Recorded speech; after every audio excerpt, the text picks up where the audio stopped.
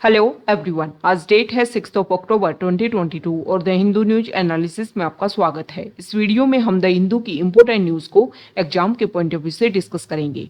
नीचे description box में Telegram channel Volcano IAS academy का लिंक दिया हुआ है। आप Telegram channel Volcano IAS academy के साथ में जुड़ सकते हैं। वहां पर हर exam means UPSC, state PCS and other exams के पॉइंट ऑफ व्यू से काफी इंपोर्टेंट इन्फॉर्मेशन आप सभी के साथ में शेयर की जाती है। तो चलो स्टार्ट करते हैं। वीडियो को स्टार्ट करेंगे एक ज्योग्राफिकल मैप क्वेश्चन के साथ में। और आज आपका क्वेश्चन ये है कि जिबूती कंट्री को आपको मैप में व्यू करना है, फिर इससे रिलेटेड हर इंपॉर्टेंट फैक्ट्स को एंड इन्फॉर्मेशन को कमेंट बॉक्स में टाइप करना है। कल हमने आपसे क्वेश्चन पूछा था पेरियार रिवर को लेकर के, तो पेरियार रिवर को अगर हम मैप में व्यू करें, पेरियार रिवर जिसको लाइफ लाइन ऑफ केरला के नाम से भी जानते हैं, वेस्टर्न घाट से इसका ओरिजिन होता है। उसके बाद में लॉन्गेस्ट रिवर के रूप में केरला स्टेट में फ्लो करती है। पेरियार रिवर की बहुत सारी इंपॉर्टेंट ट्रिब्यूटरीज हैं, जिनमें से एक इंपॉर्टेंट ट्रिब्यूटरी है जिसका नाम है मुलायार रिवर। मुलायार रिवर और पेरियार रिवर के कन्फ्लुएंस पॉइंट पर मुला पेरियार डैम का फॉर्मेशन किया गया है, जिसकी गवर्निंग पावर जो है उस डैम की वो तमिलनाडु स्टेट के पास में है। तो पेरियार रिवर से रिलेटेड बेसिक फैक्ट्स जो हमारे एग्जाम के पॉइंट ऑफ व्यू से इंपॉर्टेंट हैं। द हिंदू को अगर हम डिस्कस करें तो फर्स्ट इंपॉर्टेंट न्यूज़ है द हिंदू के फ्रंट पेज पर, और न्यूज़ रिलेटेड है। आप सभी को पता है प्रेजेंट टाइम में फ्री बाइज को लेकर के एक इम्पोर्टेंट डिस्कशन चल रहा है कि फ्री बाइज जो है वो हमारी सोसाइटी को बहुत सारे तरीके से इफेक्ट करती है। जो भी हमारी पॉलिटिकल पार्टीज हैं उनकी एक रिस्पॉन्सिबिलिटी होनी चाहिए कि हमारी पॉपुलेशन को सिर्फ इन्फ्लुएंस करने के लिए वो कुछ प्रॉमिस ना करे, बल्कि उनको ग्राउंड लेवल पर उनका क्या इम्प्लीमेंटेशन होगा, इन सभी को ध्यान में रख करके अपने वायदे जो हैं वो पॉलिटिकल पार्टीज के द्वारा किए जाएं। ओके, तो प्रेजेंट टाइम में हमारा जो इलेक्शन कमीशन है, आप सभी को पता है इलेक्शन कमीशन एक कॉन्स्टिट्यूशनल बॉडी है। उन्होंने यहाँ पर जो भी हमारे इंडिया की जो भी नेशनल पार्टीज हैं और जो भी स्टेट पार्टीज हैं, मतलब रिकॉग्नाइज्ड एंड रजिस्टर्ड पार्टी जो हैं, उनको यहाँ पर अपनी तरफ से एक नोटिफिकेशन, एक लेटर जो है वो लिखा है कि आप जो है वो फ्री वाइज को लेकर के अपने जो भी रिव्यू है वो आप हमें दीजिए। हम चाहते हैं कि आप जो भी अपने मैनिफेस्टो में जो भी स्कीम की बात रखते हो, जब भी जब भी इलेक्शन होते हैं स्टेट लेवल पर या फिर सेंट्रल लेवल पर, तो हम देखते हैं कि हर पॉलिटिकल पार्टी जो है वो अपनी तरफ से अपने अपने प्रॉमिस करती है कि इतनी जॉब दे देंगे, इतनी हॉस्पिटल बनवा देंगे, इतने लोगों का भला कर देंगे, ये सारी चीज़ें। तो आप इनको लेकर के हर स्ट्रीम को लेकर के, हर पॉइंट को लेकर के जो भी आप अपनी स्कीम लॉन्च करने की बात रखते हो, उनमें कितना खर्चा आएगा, ये सारा जो है वो आप दोगे लिख करके कि हाँ हमने मैनिफेस्टो में ये बात रखी है और इससे इतना ज़्यादा खर्चा आने वाला है। तो इलेक्शन कमीशन का ये बोलना है कि इस तरीके के जो आपके पॉल प्रोमिसेस हैं उससे हमारे सेंट्रल लेवल पर भी और स्टेट लेवल पर भी इकोनॉमी पर कितना इफेक्ट गिरेगा, उसका एक तरीके से हम काउंट उस चीज़ को कर सकते हैं। ओके, तो यहाँ पर बात की गई है कि नेशनल पार्टी और स्टेट पार्टी को लेकर के, जिनको जो इलेक्शन कमीशन है उन्होंने जो अपना ये जो भी अपना एक तरीके से जो रिकॉग्नाइज नेशनल और स्टेट पार्टीज से उनके हेड को रिटन किया है, लिखा है कि आप अपने अपने रिव्यू दीजिए, अपने अपने इस चीज़ को लेकर के अपने अपने आंसर रखिए। ओके, तो यहाँ पर हम बात करेंगे नेशनल पार्टी और स्टेट पार्टी में क्या डिफरेंस होता है और किस तरीके से इनको ये डेजिग्नेशन जो है वो मिलता है। तो सबसे पहले तो आपको ये बताना है कि प्रेजेंट टाइम में हमारे इंडिया में कितनी नेशनल पार्टीज हैं, उन नेशनल पार्टीज की कितनी संख्या है वो आपको कमेंट बॉक्स में बताना है। तो यहाँ पर हम कुछ बेसिक क्राइटेरिया डिस्कस करेंगे जिसके बेसिस पर इलेक्शन कमीशन जो है उनको नेशनल पार्टी और स्टेट पार्टी का डेजिग्नेशन देता है।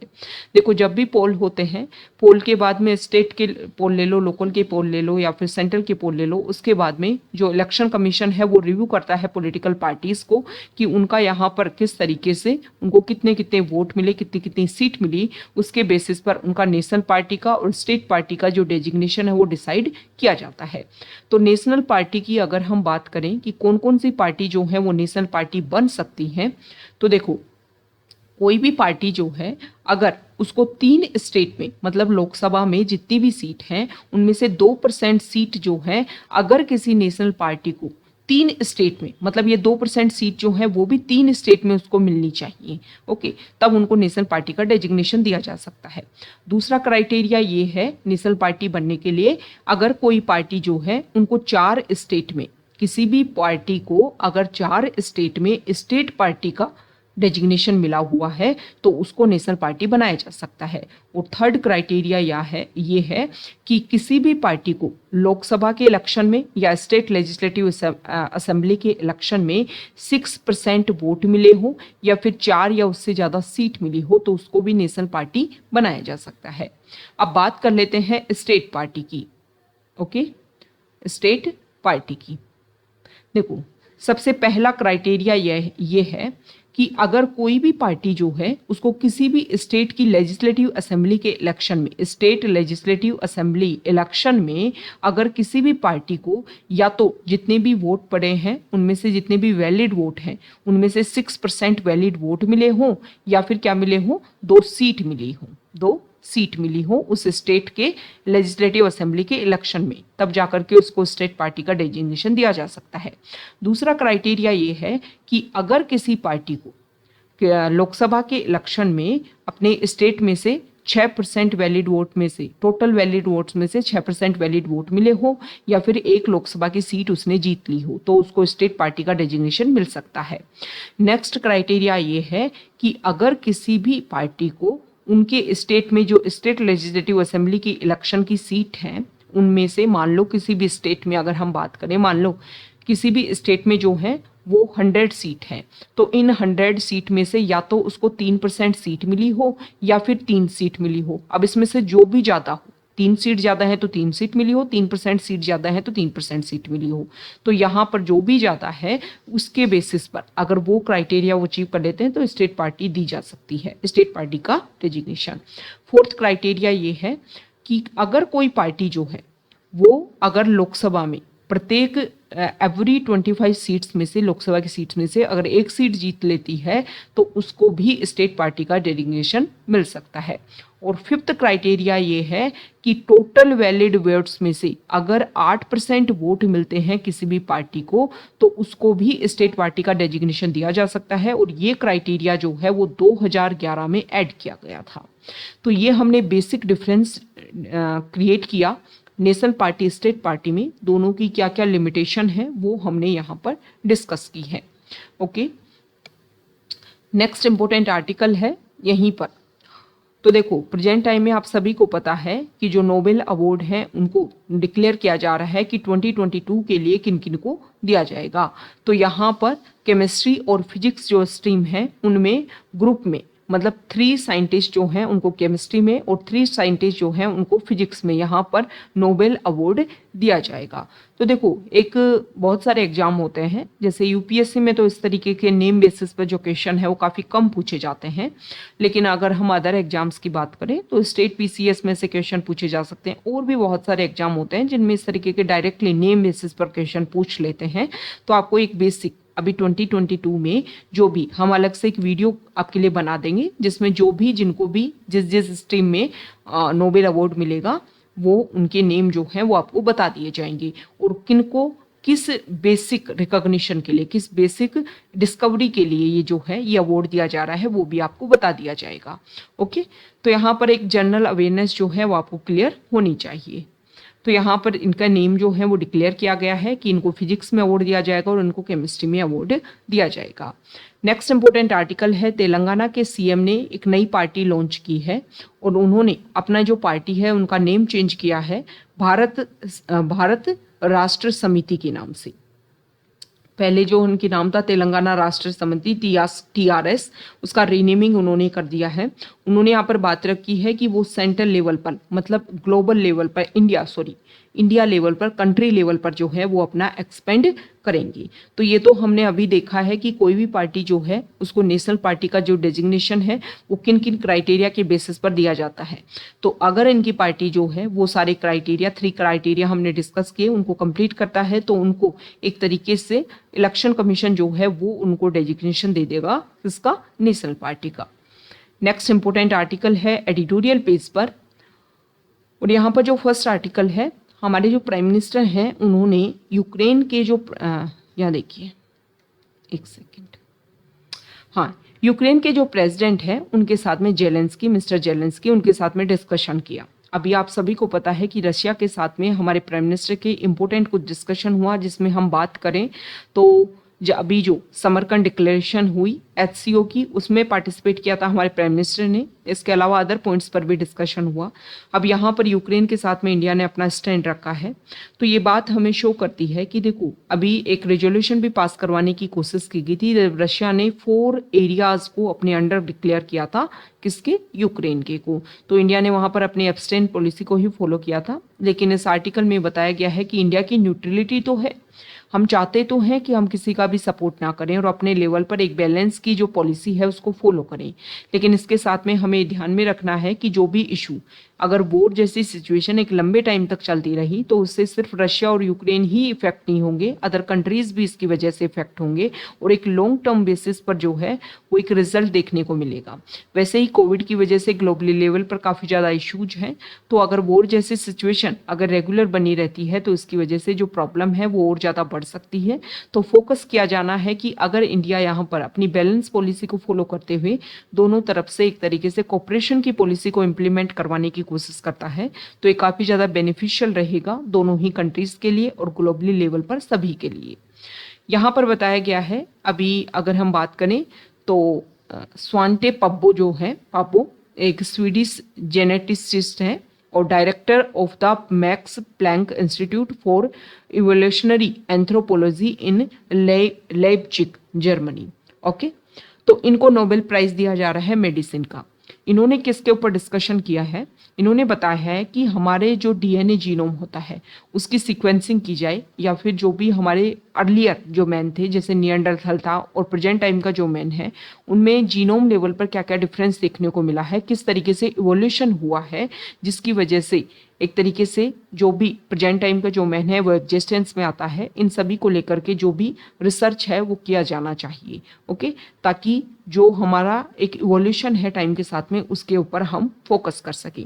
तो यहाँ पर बताया गया है कि बहुत लंबे टाइम के बाद में एक तरीके से सिंगल पर्सन को मींस इंडिविजुअल को मेडिसिन का यहाँ पर नोबेल प्राइज दिया जा रहा है। जैसे कि अभी हमने देखा फ्रंट पेज पर कि केमिस्ट्री और फिजिक्स का जो है वो ग्रुप में 2-3 साइंटिस्ट जो हैं उनको ग्रुप में नोबेल प्राइज दिया जा रहा है। ऐसे ही पहले इसमें भी देखा जा रहा था, लेकिन यहाँ पर जो साइंटिस्ट हैं उन्होंने काफ़ी इंपॉर्टेंट अपना रोल प्ले किया है।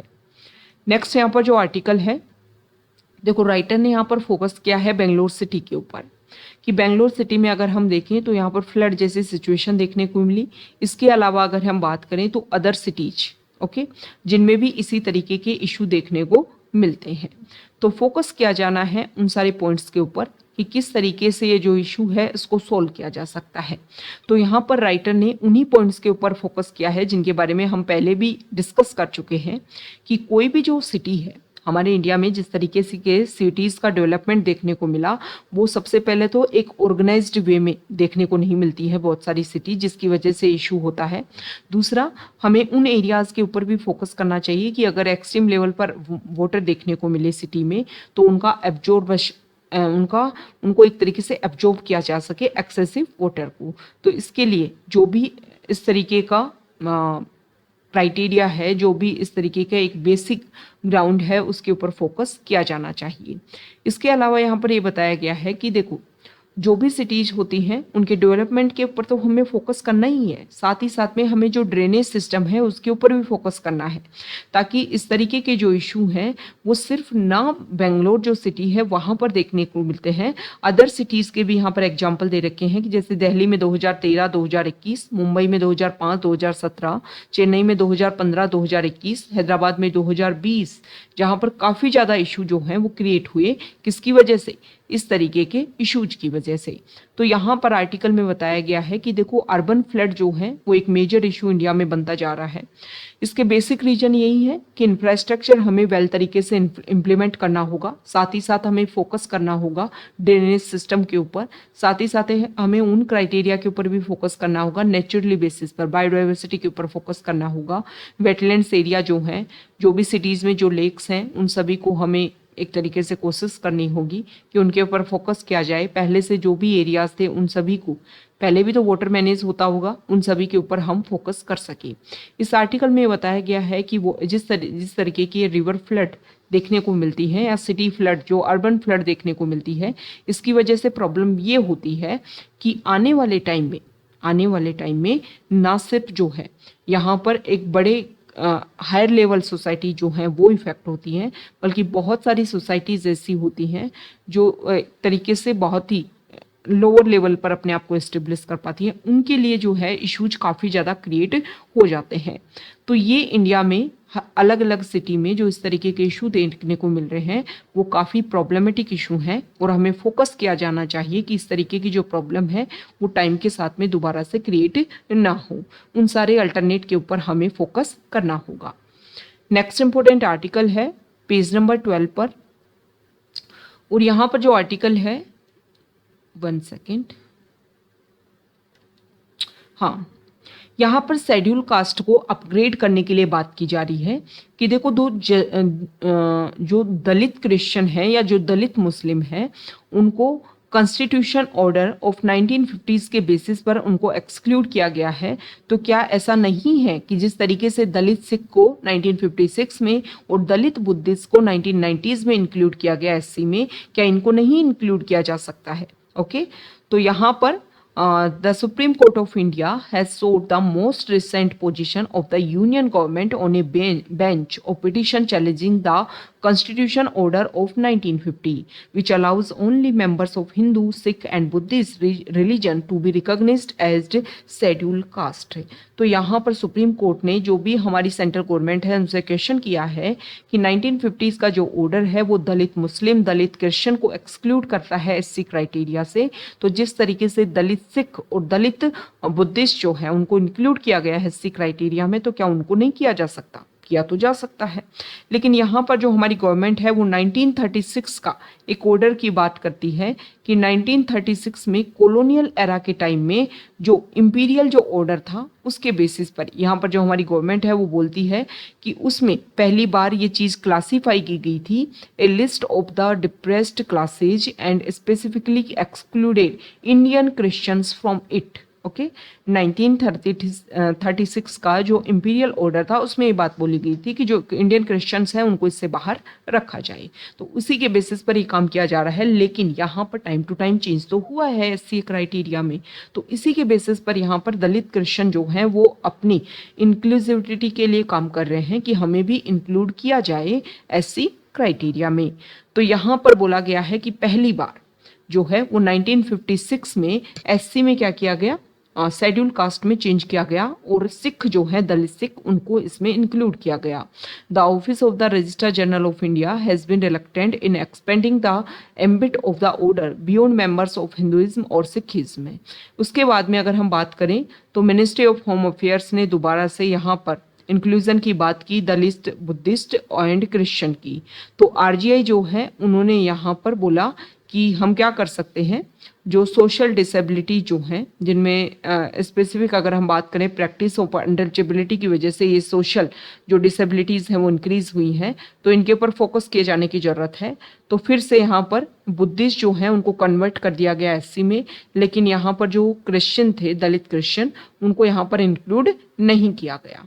ओके, तो देखो इसी के बारे में अब यहाँ पर बात की गई है कि हमें क्या नहीं किया जाना चाहिए। किया तो जा सकता है, तो हमें भी यहाँ पर किया जाना चाहिए। और जिस ऑर्डर को आप बेसिस बना रहे हो वो तो हमारे कॉलोनियल एरा का ऑर्डर है, उसको तो यहाँ पर एक तरीके से रेगुलेट करने की ज़रूरत है, उसके ऊपर फोकस करने की ज़रूरत है कि जो भी देखो वैसे प्रेजेंट टाइम में अगर हम बात करें तो अदर जो हमारे लॉज हैं उनके ऊपर भी फोकस किया जा रहा है कि कोशिश क्या किया जानी चाहिए कि जो भी हमारे कॉलोनियल एरा के जो भी रूल्स एंड रेगुलेशन हैं उनको क्या किया जाए, एक तरीके से ख़त्म किया जाए।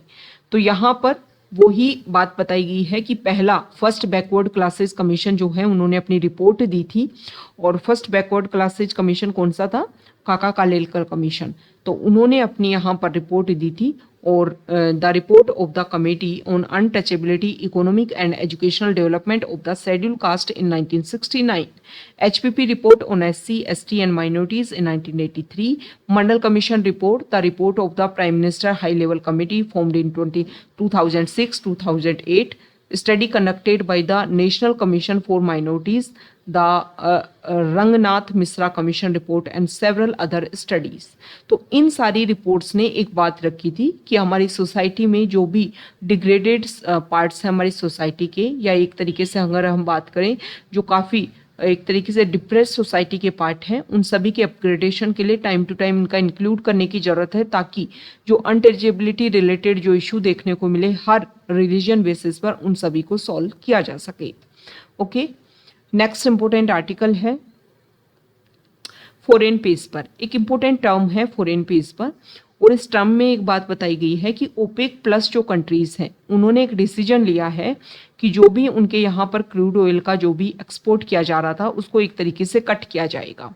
अब ये ओपेक प्लस कंट्रीज क्या हैं, तो यहाँ पर देखो ओपेक जो है organisation of the petroleum exporting countries decision to cut production, the White House said US president Joe Biden was disappointed calling the decision short sighted. Okay, तो यहाँ पर देखो डिसीजन लिया गया है, इन कंट्रीज ने डिसीजन लिया है कि हम क्या करेंगे, White House calls OPEC plus supply cut move short sighted, कि आपको क्या करना है, जो भी आपके यहाँ से ऑयल का प्रोडक्शन हो रहा है उसको जो कट करने की बात रखी गई है वो शॉर्ट साइटेड है, इसके ऊपर फोकस करने की जरूरत नहीं है। तो हम ओपेक और ओपेक प्लस जो कंट्रीज हैं उनके बारे में डिस्कस कर लेते हैं। देखो ओपेक क्या है, एक ऑर्गेनाइजेशन है। ओपेक है organisation of the petroleum exporting countries. 1960 में बगदाद कॉन्फ्रेंस के थ्रू इस ऑर्गेनाइजेशन को एस्टेब्लिश किया था। 5 कंट्रीज इसके फाउंडिंग कंट्रीज हैं और इनके नेम है वेनेजुएला है, इराक है, ईरान है, इसके अलावा सऊदी अरेबिया है एंड कुवैत है। इन 5 कंट्रीज ने मिलकर के यहाँ पर इसको एस्टेब्लिश किया था। तो वेनेजुएला आप सभी को पता है कि साउथ अमेरिका जो हमारा कॉन्टिनेंट है वहाँ के नर्दर्न एंड ईस्टर्न पार्ट पर लोकेटेड है। ये जो अदर कंट्रीज हैं ये हमारे वेस्टर्न एशिया के पार्ट हैं। ओके, तो इन्होंने मिलकर के इस ऑर्गेनाइजेशन को एस्टेब्लिश किया, और ये जो ऑर्गेनाइजेशन है एक तरीके से इंटर गवर्नमेंटल परमानेंट ऑर्गेनाइजेशन है, और इसका जो हेडक्वार्टर है वो वियना ऑस्ट्रिया में है, ओपेक कंट्रीज का। आपका क्वेश्चन ये है, आपको ये बताना है कमेंट बॉक्स में कि प्रेजेंट टाइम में ओपेक जो ग्रुप है उसमें कितने कंट्रीज मेंबर हैं। अब ओपेक प्लस की अगर हम बात करें तो नॉन ओपेक कंट्रीज जो भी क्रूड ऑयल को एक्सपोर्ट करते हैं उनको बोलते हैं ओपेक प्लस कंट्रीज। तो यहाँ पर ओपेक और ओपेक प्लस जो कंट्रीज हैं उनके बीच में एक डिस्कशन हुआ था 2016 में, जब इन्होंने एक तरीके से डिस्कशन किया था कि हम मिल करके क्रूड ऑयल को रेगुलेट करने की कोशिश करेंगे और जो भी हमारा एक्सपोर्ट और इम्पोर्ट है उसके ऊपर हम फोकस करेंगे। ओके, अभी प्रेजेंट टाइम में रशिया यूक्रेन वॉर की वजह से इन सब के ऊपर ये फोकस किया जा रहा है। तो ये आज का हमारा द हिंदू न्यूज़पेपर का डिस्कशन था। अगर आप यहाँ तक आए हैं, वीडियो आपको अच्छा लगा है तो प्लीज़ वीडियो को लाइक कीजिए, शेयर कीजिए और चैनल को सब्सक्राइब कीजिए। सबसे पहले तो आज जो हमारे इनकन्वीनियंस हुआ आपके लिए, जो भी हम वीडियो अपलोड करते हैं मॉर्निंग में, उसके लिए बहुत सॉरी। जो हेल्थ इशू होने की वजह से ये जो डिले है वो देखने को मिला आप सभी को। कल से हम रेगुलर करेंगे, जो हमारा मॉर्निंग का जो स्लॉट रहता है उसी टाइम वीडियो आपको अवेलेबल रहेगा। Okay, thank you.